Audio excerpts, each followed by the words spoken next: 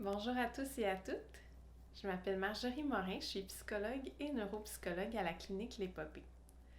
Aujourd'hui, j'avais envie de vous parler de santé mentale et de bien-être de façon un peu différente, en fait en utilisant une allégorie ou une métaphore, celle du Seigneur des Anneaux. Pourquoi le Seigneur des Anneaux? C'est une épopée, donc c'est pas pour rien que j'ai appelé ma clinique L'Épopée. Je pense vraiment que c'est lié à notre vie, à notre bien-être, à notre santé mentale. Pourquoi? Mais la première chose, c'est parce qu'une épopée, c'est rempli de hauts et de bas, d'obstacles et de moments merveilleux. Puis je pense que le Seigneur des Anneaux va permettre de montrer ça vraiment bien. Donc, je vous ai fait des merveilleux dessins. Hein, je changerai probablement pas de carrière de sitôt, du moins pas pour devenir illustratrice, mais peut-être que vous pouvez reconnaître, là, pour ceux qui l'ont vu, Frodon avec ses petits pieds poilus et ses cheveux très bouclés, et Gandalf. Euh, dans le fond, la première chose, comme je vous disais, c'est qu'une épopée, dans le fond, c'est rempli d'obstacles ou de vraiment moments merveilleux, de moments quasiment héroïques et tout ça. Par exemple, pour Frodon, il est passé à travers toutes sortes d'épreuves. Hein. On sait, l'araignée, je sais pas pour ceux qui l'ont vu, c'était quand même intense. Ça, c'est des orques ou des vampires, comme vous voulez. Ça, c'est quand ils ont perdu Gandalf. Les montagnes qui ont été vraiment difficiles, ça, c'est Gollum. Il a passé à travers toutes sortes de choses pour se rendre à son but. Et à travers ça, je les ai pas mis, mais il y a eu aussi tout plein de beaux moments. Puis des moments aussi très mondains, hein, des moments où il faisait juste manger avec Sam et Gollum pendant son périple. Donc, il y a tout ça qui se passe dans cette épopée-là. Puis, c'est un peu la même chose pour nous. Hein, nous aussi, on va passer à travers toutes sortes de moments, des super beaux moments comme des moments vraiment difficiles. Tu sais, par exemple, j'ai mis quand on se fait des amis, quand on se fait un amoureux, une amoureuse, quand on gradue, on se trouve un emploi, des fois on perd notre emploi, des fois on a une séparation, on perd des gens qu'on aime et parfois on a le COVID qui nous arrive un peu de nulle part. Et dans le fond, tout ça fait en sorte que c'est difficile, la vie, dans le fond. Il y a des vraiment beaux moments, comme il y a des moments pas faciles. Et l'affaire, c'est que la société, souvent, nous dit qu'on serait supposé, notre base, comme humain, ce serait d'être heureux. Puis ça, mais c'est pas vrai. C'est pas vrai, notamment parce qu'il y a toutes ces choses-là qui se passent, qui font que, on va vivre des émotions difficiles. Mais c'est pas vrai aussi parce que souvent, ce qu'ils nous disent, c'est une fois que tu auras traversé, tu sais, certains paliers, tu sais, que t'as trouvé un amoureux, t'as acheté une maison, t'as des enfants, t'as une carrière, t'as pas mal t'as pas mal topé ton bonheur, puis tu devrais être heureux maintenant. Puis ce qu'on se rend compte, ce que vous êtes peut-être rendu compte aussi, c'est vraiment pas ça. Ça arrive pas qu'on atteint un plateau de bonheur puis qu'on reste là tout le temps. Ça va fluctuer puis c'est normal. C'est normal non seulement pour ces obstacles-là que je viens de vous montrer, mais il y a aussi toutes des obstacles ou des choses difficiles à l'intérieur de nous aussi. Puis j'avais envie de vous parler d'Aragorn dans le film. Aragorn qu'on peut reconnaître avec sa pilosité faciale et sa petite couronne. Mais Aragorn, en fond, vient d'une lignée de rois. En fait, c'est son grand-père, si j'ai bien compris, était celui qui n'a pas réussi à détruire l'anneau. Et Aragorn est hanté, dans le fond, par l'idée qu'il pourrait reproduire les erreurs de ses ancêtres. Et à cause de ça, dans le fond, ne va pas vers ce qui est important pour lui ou n'essaie pas d'embrasser sa destinée, si on veut. Fait pour lui, à l'intérieur de lui, il y a toutes sortes de choses qui se passent. Il dit qu'il va pas réussir, il dit qu'il va répéter les erreurs alors qu'il l'a pas essayé puis il sait pas si ça va fonctionner ou pas fonctionner. Il va pas le tester sur le terrain, disons. Puis ça nous arrive à nous aussi, constamment. Je vous ai fait un autre dessin là, avec nos propres inquiétudes et tout ça, mais par exemple, on se dit souvent qu'on n'est pas assez beau, pas assez fin, pas assez gentil, c'est la même chose, pas assez drôle, pas assez riche, pas assez X, Y, Z. On se dit souvent qu'on va pas réussir. Qu'est-ce que je vous ai mis?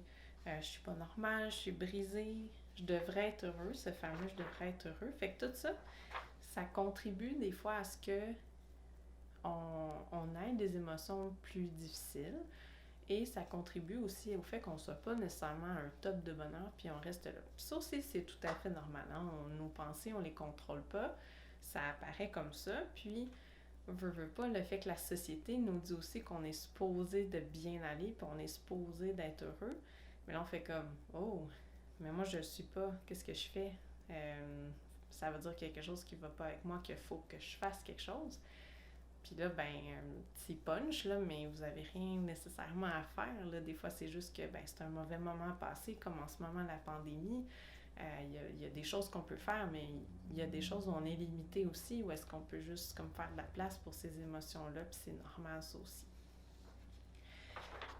L'affaire qui se passe, par exemple, c'est que pendant qu'on est pris, en fait, avec nos pensées, nos émotions, pendant qu'on essaie de gérer ça, de faire quelque chose avec nos émotions plus difficiles, nos pensées plus difficiles, on n'est pas occupé à aller vers notre quête.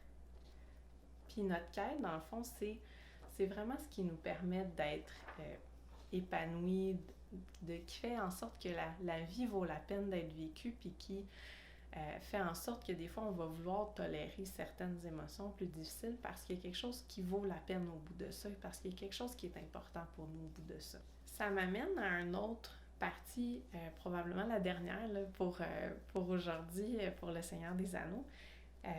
Mais une des scènes les plus importantes, dans le fond, c'est quand Frodon décide d'être le porteur de l'anneau. Dans le fond, quand Frodon se porte volontaire pour amener l'anneau au Mordor pour le détruire. C'est une scène assez forte là, parce que bon, ne veut pas, ça démarre tout le film. Et il y a une partie qui n'est pas montrée nécessairement là-dedans, mais probablement qu'à l'intérieur de Frodon, il y avait toutes sortes de choses qui se passaient. C'est mon dernier dessin aussi. Probablement que pour Frodon, il y a beaucoup de choses qui lui ont passé par la tête. C'est un moment dans le film où est-ce que tout le monde se chicane, qui va aller porter l'anneau, puis là, ils sont pas d'accord, l'elfe, le nain, blablabla, il y a la grosse bisbille est pognée. Puis même, ils en viennent presque au cou. Puis pendant ce temps-là, ben, Frodon, il macère, il entend l'anneau, puis il décide de se porter volontaire. C'est pas montré dans le film, mais on peut penser que pour Frodon, il y a vraiment toutes ces choses-là qui se passaient.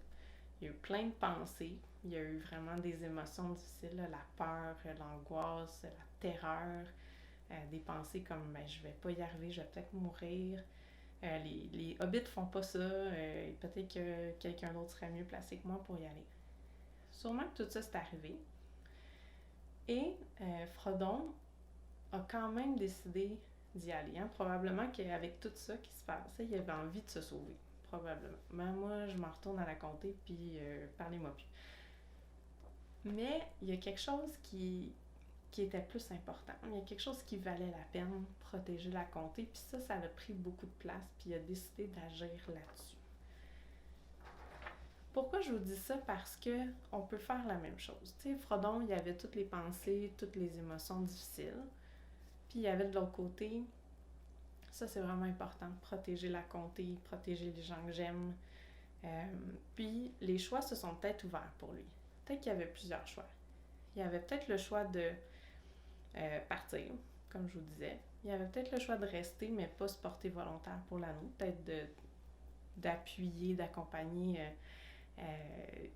quelqu'un qui se porterait volontaire. Ou il y avait le choix de prendre l'anneau puis y aller. C'est le choix qu'il a pris. Mais j'avais envie de vous parler de ça parce que nous, on peut faire la même chose.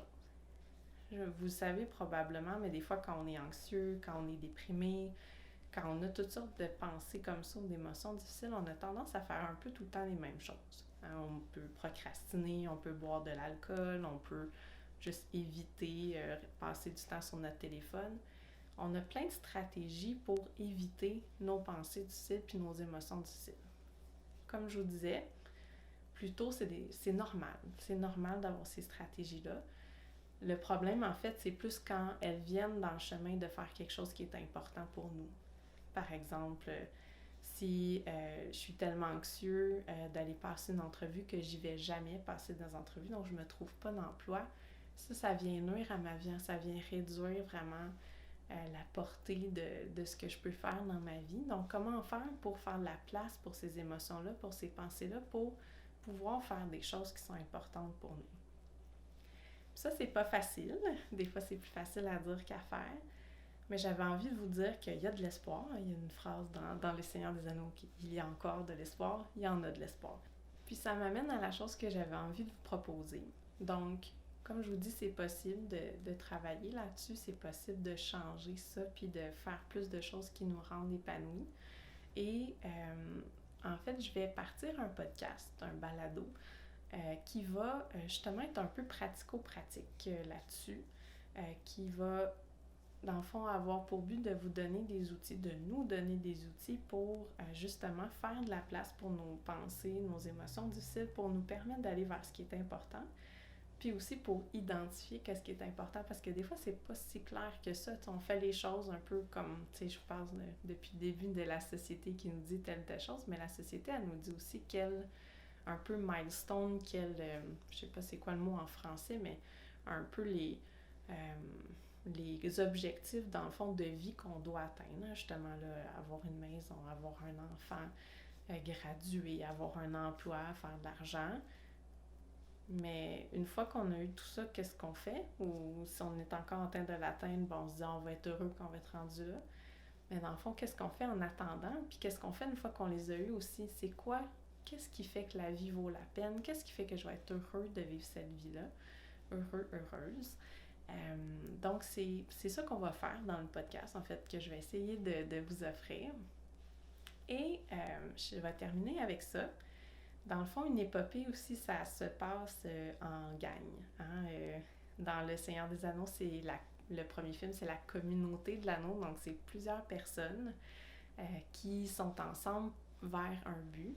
Donc, ce que j'ai envie de vous proposer aussi avec le podcast, c'est qu'il y ait une communauté. En fait, je vais ouvrir une communauté Facebook où est-ce que vous allez pouvoir échanger. Je vais être là, je vais pouvoir répondre à des questions aux besoins. C'est malheureusement pas un espace de thérapie, mais c'est un espace où est-ce qu'on va pouvoir échanger, parler des outils que vous utilisez, puis dans le fond pour s'appuyer mutuellement dans la bienveillance, dans la compassion, puis que ça puisse vous aider dans le fond à aller vers une vie plus épanouissante. Donc, j'espère que ça vous a intéressé. Peut-être que vous aimez déjà Le Seigneur des Anneaux. Peut-être que vous ne l'avez jamais vu puis vous allez aller le voir. Peut-être que vous n'allez pas aller le voir du tout. C'est correct. C'est quand même un bon 9 heures d'investissement de votre temps si vous les écoutez toutes. Ça, c'est si vous n'écoutez pas la version longue. Mais si vous aimez ça, c'est des choses, moi en tout cas, je suis quand même assez geek, là, fait que j'aime ça parler de manga, j'aime ça parler d'anime, j'aime ça parler de jeux vidéo, fait que si c'est quelque chose que vous aimez, je pourrais faire d'autres vidéos reliées à ça ou en parler dans le podcast. Donc, bonne journée, puis à bientôt!